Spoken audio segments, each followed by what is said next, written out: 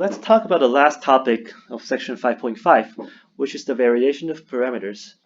So let's consider the differential equation y double prime plus y equal to tangent x. Rule number 1 says that our guess for yp must include all the derivatives of f of x, but the derivative of tangent x is secant squared, and the derivative of secant squared is more complicated, so it's basically impossible to include all the derivatives. So we have to use a different method to find a particular solution. So first, let's still find a complementary solution. So the homogeneous part is y double prime plus y equal to 0. It gives you a characteristic equation, r squared plus 1 equal to 0. So r is plus minus I. So the complementary part is a linear combination of cosine and sine x. And the guess we're going to make for the particular solution is yp equals to a function u1 times cosine x plus u2 times sine x. So now let's find the derivatives, which involves product rule. It's u1 prime cosine x plus u2 prime sine x minus u1 times sine x plus u2 times cosine x. So it's getting more complicated, so the trick is to assume this equal to 0. Now we can take the second derivative. So yp double prime is equal to, we only need this part, negative u1 cosine x minus u2 sine x minus u1 prime sine x plus u2 prime cosine x. So if we plug it in, the original equation, this one, then this means yp plus yp double prime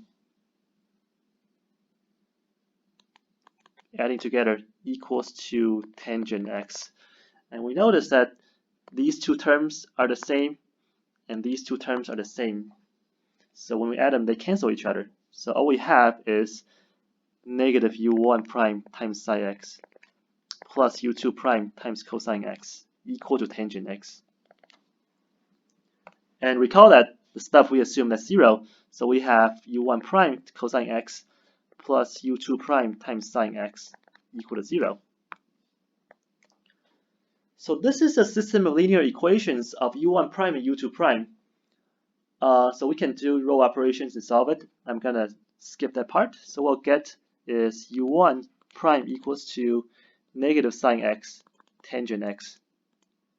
And if we use the trig identities, this is equal to cosine x minus secant x. And our u2 prime is equal to cosine x times tangent x, which is equal to sine x. So once we have the formulas for u1 prime and u2 prime, we can find u1 and u2. So u1 will be the integral of this function, which we know how to do. So this is equal to sine x minus natural log of secant plus tangent. We don't need plus c here. And u2 is the integral of sine x dx, which is negative cosine x. So we're done. So our yp is equal to u1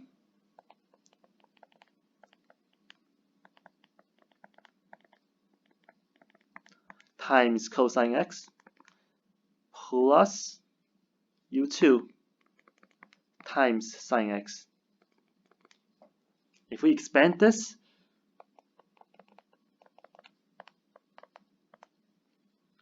absolute value here, ln of absolute value of secant x plus tangent x cosine x minus cosine x sine x. We notice that these two terms cancel each other. So the particular solution is equal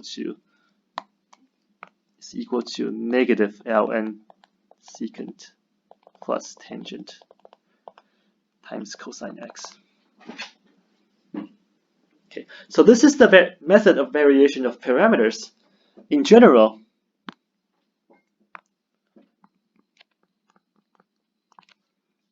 if a complementary solution looks like C1 times Y1 plus C2 times Y2 for the differential equation